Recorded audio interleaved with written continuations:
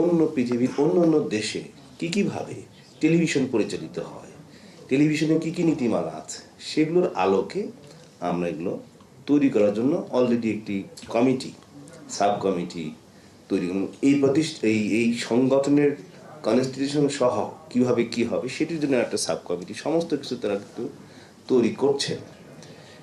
এটা একদিনে এক রাতে হবে ব্যাপারটি তা নয়, কিন্তু এই সংগঠন কোনোভাবেই অন্য কোনো সংগঠনের প্রতিযোগী সংগঠন হিসেবে নয়। একই রকমভাবে এখানে যেহেতু সংবাদপত্রের মালিক যারা সম্পাদক, তাদের সম্পাদক পরিষদের সাথে আমাদের একটা সৌহার্দ্য সম্পর্ক থাকবে, একটা সমঝোতার সম্পর্ক থাকবে, কারণ তারা সংবাদপত্র, তাদের মাধ্যম প্রিন্ট, আমাদের মাধ্যম ইলেকট্রনিক। সো তাদের সাথে আমাদের কখনো ক্লাশ না, আমাদের সাধারণত একটা সন্ধি সম্পর্ক হবে।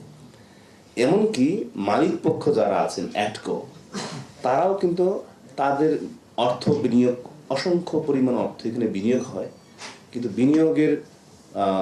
বিনিয়োগ করার মধ্য দিয়ে আমরা যেন প্রতিষ্ঠান ঠিকমতো পরিচালনা করতে পারি সেই ধরনের তাদের সহযোগিতা যেমন আছে, আমরাও কিন্তু দক্ষ জনবল খোঁজার চেষ্টা করছি, কিন্তু দক্ষ জনবল আমরা খুঁজে কিন্তু পাচ্ছি না, বা আমরা সেটার জন্য কিন্তু এইটাস কাউন্সিল তথ্য সম্প্রচার মন্ত্রণালয়ের সহযোগিতা বা তাদের সাথে করে একই রকমভাবে পিআইবি আছে।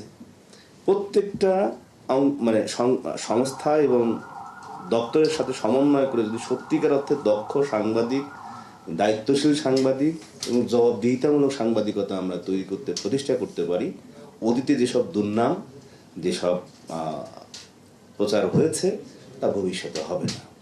এবং সেই লক্ষ্যেই আমাদের উদ্দেশ্য কিন্তু কোনো দলকে, বিশেষ করে ক্ষমতাসীন দল বা বিরোধী দল, কাউকে খাটো করা, ফেভার করা, কাউকে বড় করে দেখা, এটি নয়।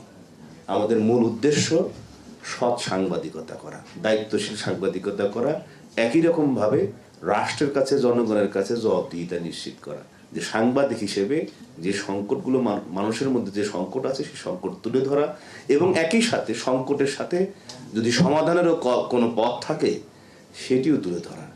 এই উদ্দেশ্যেই আমরা এই সংগঠন এবং সংগঠনের মাধ্যমেই সকল টেলিভিশনকে নিয়ে আমরা একসাথে এগিয়ে যেতে চাই। এবং সেই জায়গায় সরকার হিসেবে অবশ্যই সরকারের সমর্থন এবং সমর্থনের পাশাপাশি সহযোগিতা, সার্বিক সহযোগিতা প্রত্যাশা করি।